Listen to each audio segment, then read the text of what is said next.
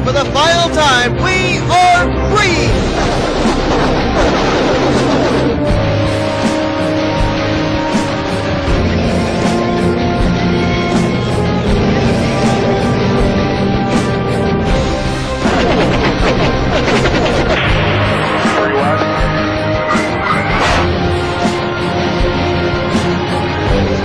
Oh, they make contact! A terrible crash! We're in it. We're in it.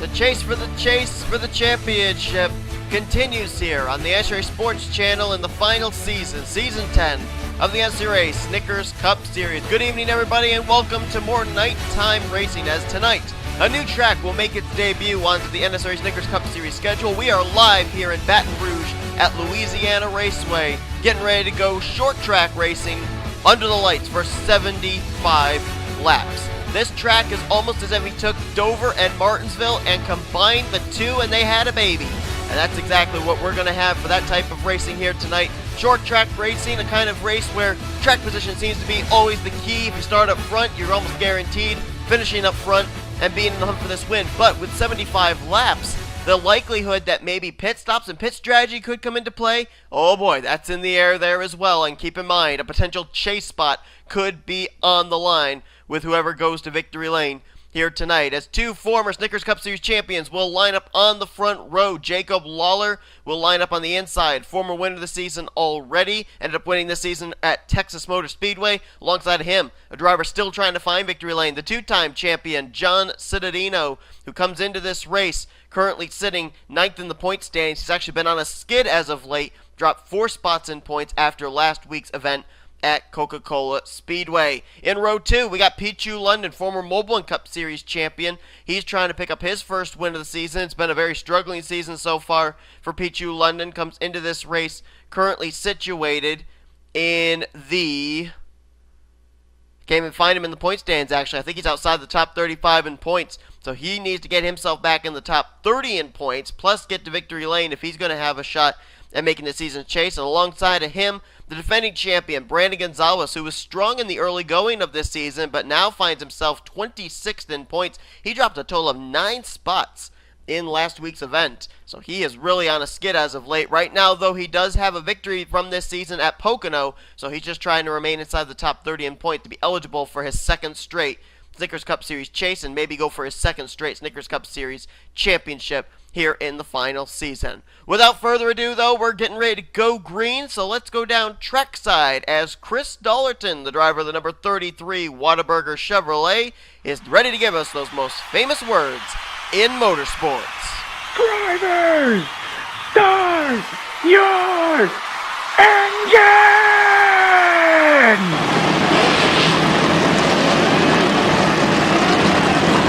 Pace car peels off. There's a view right there to give you an idea. Like I said, this is more like Dover, but it has basically the room of Martinsville. As these cars will cycle around here, and we will get ready to go green flag racing here at Louisiana.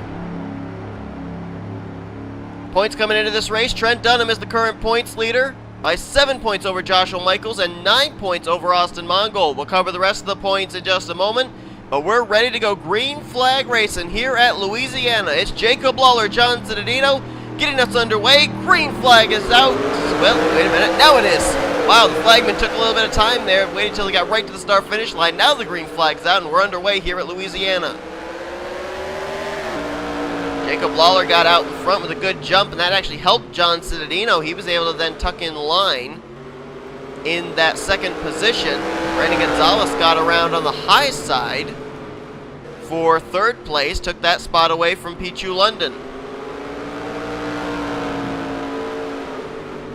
This is a short track, so the likelihood that we're going to be having a pretty caution-filled race, well, it's pretty likely. Unless these drivers can get it settled out to single file pretty quickly. Let's look here at the back of the field. James Sowerfox, Austin Plant back here, along with Joshua Michaels, Benjamin Miles, Kyle Matthews. Racing double wide here, and they're almost touching doors, but so far so good. Looks like they're keeping it fairly clean. Wow, Tim Walsh and Seth Cole nearly bounced off each other there. Bob Jones battling with teammate Chris Dollerton. They're running some pretty fast lap times here as well. So we look up all the way through the field. There's Trent Dunn, the points leader, 18th right now. Every single week it seems like he doesn't get a strong finish, but he finishes just ahead of all of his competitors in points in order to be able to hold on to the points lead. He's come in with points leads of 3, 4. It's now grown to 7. They're looking near DJ Curtis right now in the 8th position, coming off his victory, his first career Snickers Cup Series victory last week at Coca-Cola Speedway. Got himself a good qualifying position for this one, and DJ, with that win last week, he moved up to 32nd in the point standings. So DJ Curtis, this is what he needs to do. He's gotten that victory. Now he needs good, consistent finishes to get himself up into the top 30 in points. Just ran his fastest lap of the race right there, a 17.274. Anthony McCurry right behind him. That's a driver that jumped up a number of spots in the points last week. Jumped up 4 spots to 6th in the standings. McCurry has yet to get that out into victory lane here this season, but if he can get himself to victory lane here today, I mean, Anthony McCurry could be a prime contender for the final Snickers Cup Series championship. There's Cole Daly. Let's see where Daly is currently in the standings, and he's right now 30th in points. He actually last week just moved up into the top 30 in the standings. How about this guy just ahead of him? James McLeod. Really needs a good run here. Dead last in the point standings. It's been a very struggling season for that 51 team. Right now qualified really well in the 6th position right now is where he's currently running. There's Richard Johnson. Now Richard Johnson had a great run last week. Led a couple of laps at Coca-Cola. Finished a solid 3rd place. And Richard Johnson, former winner from Talladega, we mentioned how he was mired way down outside the top 35 in points. Needed to work his way into the top 30 in points to be eligible for a chase spot. Well, he currently is now 31st in the point standings, and if he continues to run where he is right now, we could see Richard Johnson up inside the top 30 in points heading into next week. So Richard Johnson trying to make a case for himself to be eligible for the championship. There's Pete London. 12 laps in, and Pete London just ran his fastest lap of the race, a 17.129. Brandon Gonzalez trying to close in here on John Citadino. That would be for the 2nd position. All this going on behind Jacob Lawler, who's racking up good bonus points here. He's already got a bonus point for leading a lap. If he can lead all the way up to lap number... Oh, I'm trying to do math in my head. If he leads up to lap 38, he will have locked up most laps led. Brandon Gonzalez right on John Citadino. We haven't seen very much passing up here at the front. Wow, right there. Brandon tried to stick a nose in. John Citadino wasn't going to let him have any room. Top 3 are former Snickers Cup Series champions. John Citadino winning from Season 5 and Season 8. Jacob Lawler winning in Season 6. And Brandon Gonzalez winning last season in Season 9. Jacob Lawler, as I said, he won at Texas earlier on this season. He wants to be able to join the ranks of Trent Dunham, Dylan Poteet, Dougie Shears, and Jessica Shelton as a 2-time winner this season, and he's already caught the tail end of the field. Austin LaPlante in 42nd is just up ahead of him. So as things have gotten spread out, the leader has started to reel in the tail end of the field. Austin LaPlante, James Silverfox just ahead, and now this could be very interesting for the leaders. We know for certain all these drivers ahead of them are up to speed. The only way that they were caught is the rear of the field. It took them a lot longer to get single file than it did the leaders. So the leaders were able to concentrate on logging laps. The drivers at the tail end of the field had to concentrate on battling with each other, and they didn't get as fast of lap times. They didn't get around this circuit nearly as quickly as the leaders did. There you see John Citadino has now been able to pull up close to the back bumper of Jacob Lawler. Brandon Gonzalez has been able to do the same as well. As a matter of fact, Brandon going for 2nd again off of Citadino. This time he sticks the nose in, and Citadino is probably going to have to give way. Power move there by Brandon Gonzalez. Whoa! Brandon got wicked loose through that corner. He nearly lost it. Nice save by the 23, but that gives the second spot back to Jacob Lawler. I said I would give the rest of the top 10 in points coming into this race. I mentioned Trent Dunham came in with a 7-point advantage over Joshua Michaels. 9 points over Austin Mongold, who moved up 4 spots in the points after last week. And that is Joshua Collard. He's 18 back in 4th. Tim Walsh is 20 back in 5th. Anthony McCurry is 24 back in 6th. And the leader of this race, Jacob Lawler, is 7th in the point standings, only 25 points back. So Jacob Lawler, right now, en route to another great points day. Dougie Shears, he is 25 points out as well. He's 8th in points. Johnson Adino, who stands to have a great points day right now, he is 9th in the standings, a total of 32 out. Kyle Matthews, right now, is 10th in points. Comes into this race 36 points out of the top position. The guy who jumped the most in points last week was Lyndon Wright. He jumped 12 spots in the point standings with his runner-up finish last week. He ended up leading the most laps at Coca-Cola, had a second-place finish.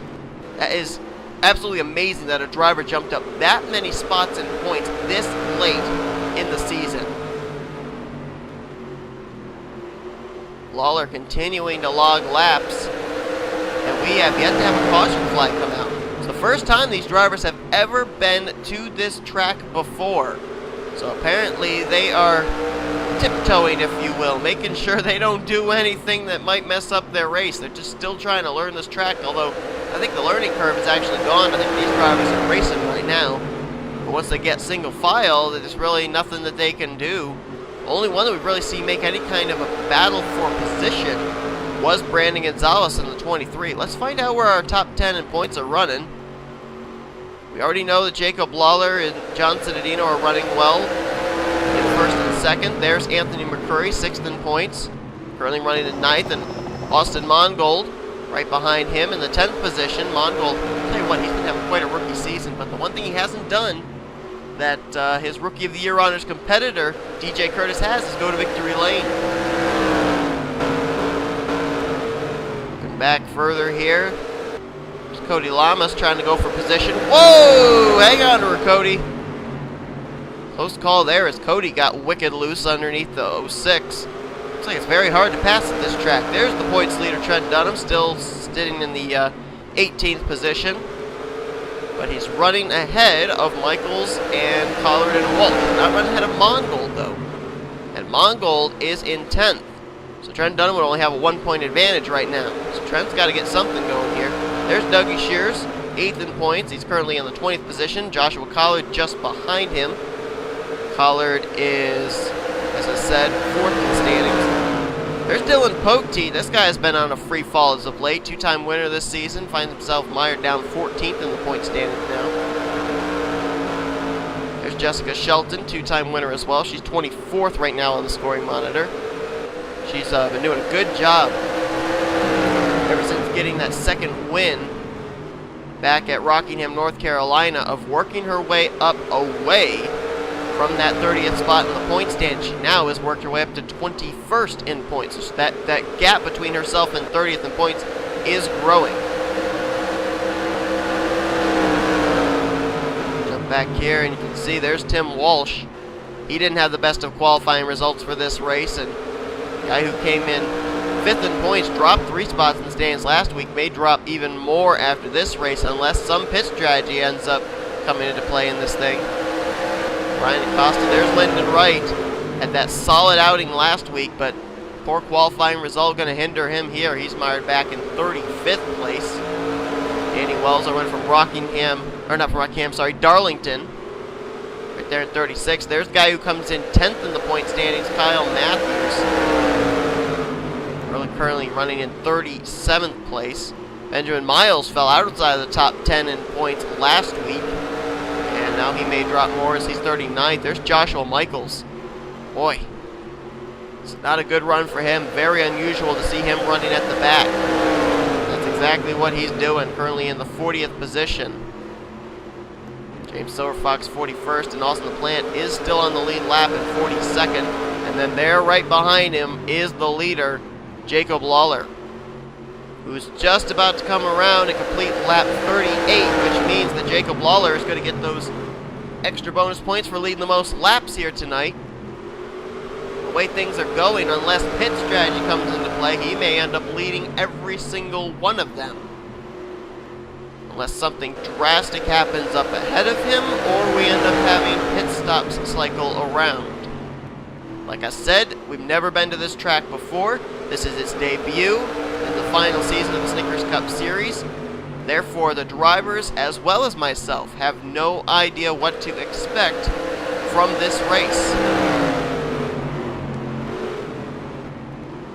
This track very similar to Dover and to Martinsville in the fact that very little passing is able to go on.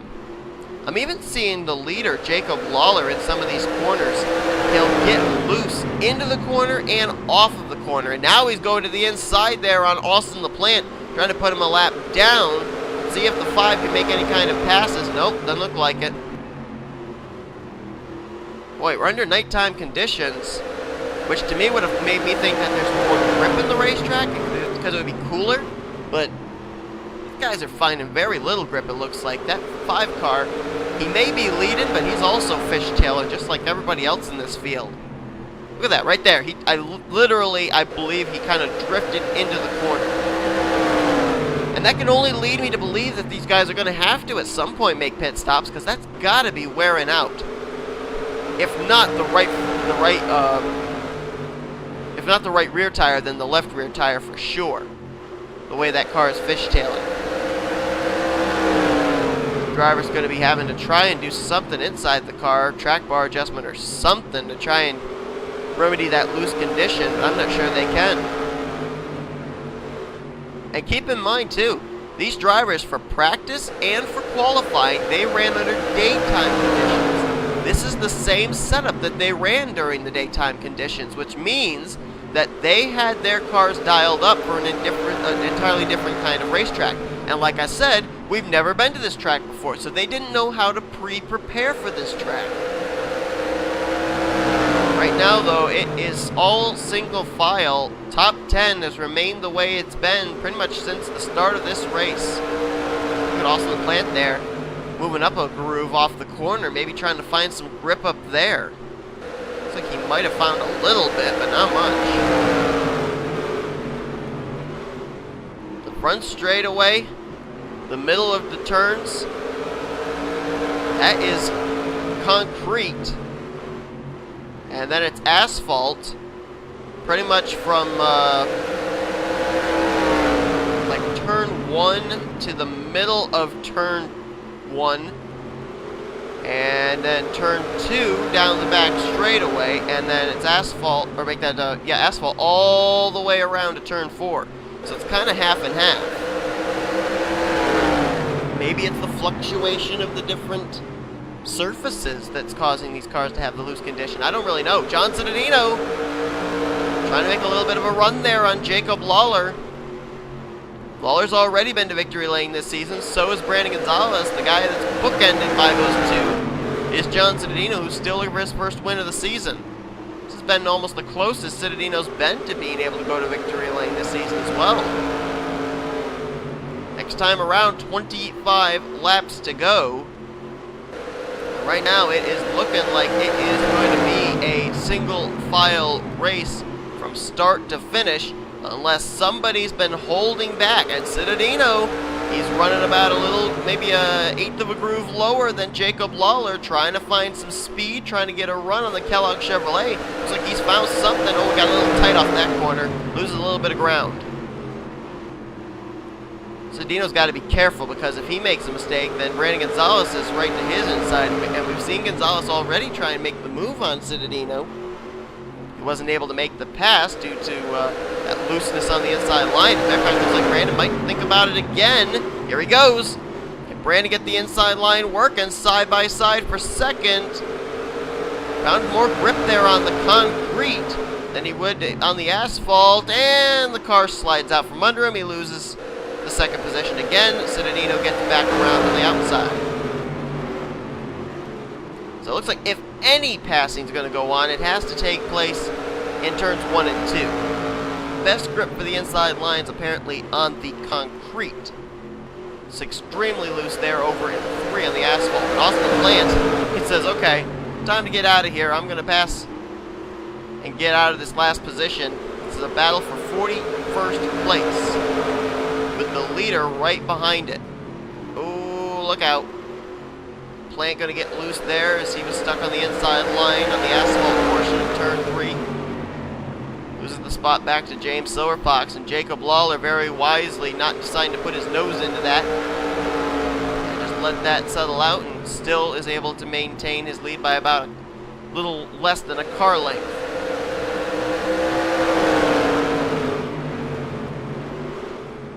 So right now, the drivers that would benefit the most from what's going on. Wait a minute, Cittadino got a nice run out of 2. And he followed it up with a good run out of 4. Doesn't look like he was quite able to close it up, but that was a nice job there of trying to close the gap up. Right there is where Cittadino's trying to get his runs. And he's not going to be able to get it down the back straightaway here. So Lawler, for the moment, turns back Cittadino. But a lot of drivers right now, with where they, if this race ended now and they finished where they are, a lot of drivers would benefit from this. Obviously, Jacob Lawler would win his 2nd race of the season, which could, in all potentiality, lock himself up a spot in the chase for the championship. That 5 car has not been in the chase since season 8. He missed the chase for the championship last season, never found victory lane. John Cittadino, this will help him. He dropped in points last week. This will help him gain those spots back. Brandon Gonzalez lost a number of spots last week. Fell to 26th. This finish, if he finishes 3rd, this would help get him away from that 30th place in points. Pichu London, of course, trying to work his way into the top 35. And Richard Johnson, 1 spot away from moving into the top 30 in points. So a lot of drivers can benefit from where they are currently running here tonight. All of them still want to get to victory lane, but time is ticking away. The one thing that has been on Jacob Lawler's side tonight is not the fact he's had a dominating car, because he has, but that the fact that this track and the way the conditions are, you cannot pass low without losing grip over in turn number 3 on that inside line. Not to say Lawler hasn't had any challenges. Cittadino has tried something, and it's just not been able to work out for him. This racetrack, if the conditions were a little bit better, if there was a little more grip, there might be something that one of these guys can do with that 5 car.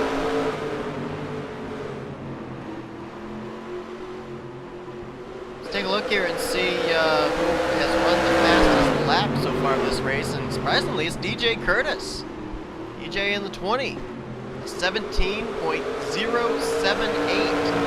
Then Cole Daly, and then you get to our leader Jacob Lawler as John Cittadino puts the pressure back on for the top position. I'm not sure Cittadino's going to be able to make it work, though. The only way that I could see Cittadino really getting around Lawler is if Lawler makes some kind of a slip-up, and so far Lawler hasn't. He's had some opportunities to get by Austin the Plant, but he's not really taken them. Basically knowing that he could get loose, and here comes Cittadino, gonna try again. Cittadino to the bottom, his time's running out here. He made it in the right corner, but looks like Lawler gets a better run off the turn. Cittadino gonna try again, and now he has to give way, getting here to the asphalt portion of turn number 3. So again, Jacob Lawler dodges a bullet. Cittadino keeps trying, but he just can't seem to get the momentum. He may have enough laps for maybe 1 more shot. Looks like he's closing up to try and do it. Lawler has been able to turn back all comers, but he's gotten a great assist from the loose conditions of this racetrack. He's got a strong car, but he hasn't exactly been able to keep everybody directly in his rearview mirror, namely John Cittadino. Brandon Gonzalez now starts the real Cittadino win. That would be for 2nd. There's been very little passing that's gone on since the start of this race. As a matter of fact, I'd be surprised if there was really any passing as soon as these guys got single file. I don't think really anybody has moved their way up through the field and been able to pass anybody else. Brand new track on the schedule. These drivers taking it as a learning curve, and it's looking like it could be Jacob Lawler's second win of the season, just a couple weeks after Cody Lamas finally found victory lane for the first time since season 7. Looks like Hendrick Dowley Motorsports will have a 2-time winner here in season 10. Like I said, last season Jacob Lawler was one of those drivers who did not find victory lane at all. And that was a season after making the chase for the championship. And 3 seasons before he ended up, or 3 seasons after he ended up winning the championship when he drove the 11 Toyota. 3 more laps to go, and Cittadino does not appear to be closing the gap up. I'm not sure Cittadino may be thinking big picture racing now, maybe realizing that he's pretty much done everything he can do to try and get around Jacob Lawler, but the track conditions not willing to cooperate. So I think he's maybe just going to ride here and salvage a second place finish, which isn't going to hurt him at all. It'll keep him in the top 10 in points, and then try again the next coming weeks to get himself to victory lane in a potential chase position.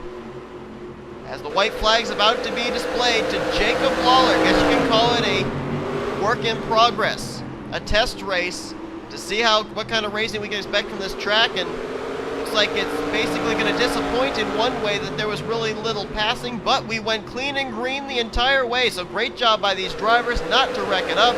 Checkered flag, the second one of the season, waves over the hood of the 5 Chevrolet. Jacob Lawler wins here tonight at the debuting track of Louisiana.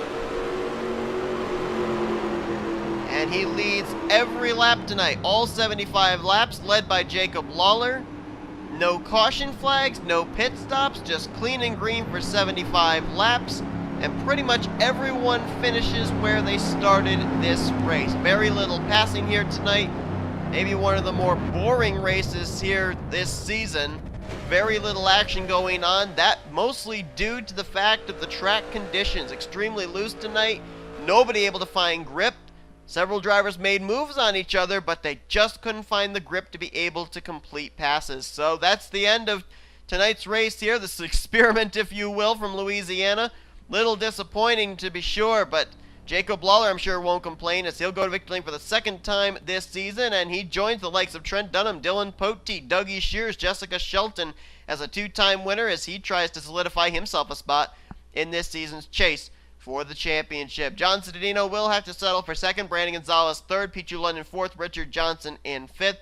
Then it was McLeod, Dally, DJ Curtis, Anthony McCurry, and Austin Mongold completing the top 10 for the second straight week. I don't think it's ever happened before so far this season. DJ Curtis gets Rookie of the Race for the second straight week. He won last week, of course, at Coca-Cola Speedway. Those tracks are so similar, I get them confused.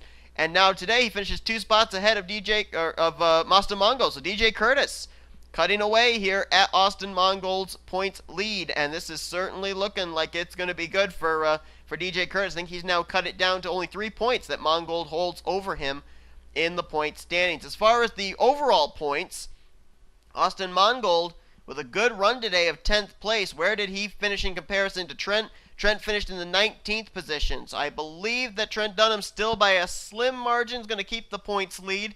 It's not going to be by much, though. Joshua Michaels is going to be probably the one that'll drop in points, as he ended up finishing a very dismal 40th place here tonight. So Joshua Michaels, who moved up to second in points last week, looks like he's going to drop through the standings like a rock after a very dismal finish here tonight. But all 42 cars finished the race, all 42 on the lead lap. Thanks so much for watching tonight's Boar Fest, if you will, from Louisiana.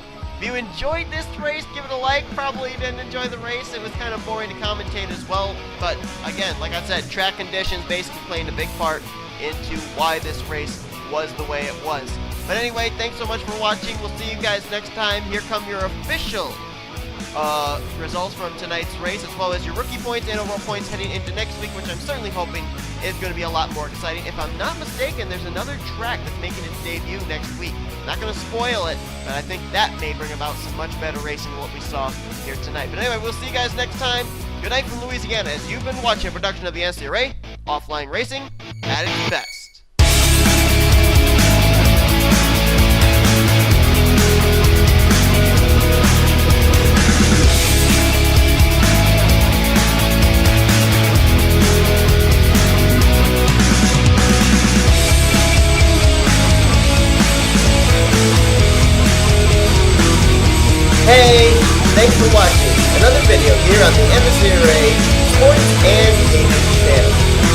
great content you just saw, be sure to give this video a like. If you want to join the crew today, be sure to hit up that subscribe button. And if you want to know what's going on in the world of NNSCRA for news and updates, check out the Facebook and Twitter links down below me. Once again, thanks for watching, everybody, and I will see you guys next time. I'm out.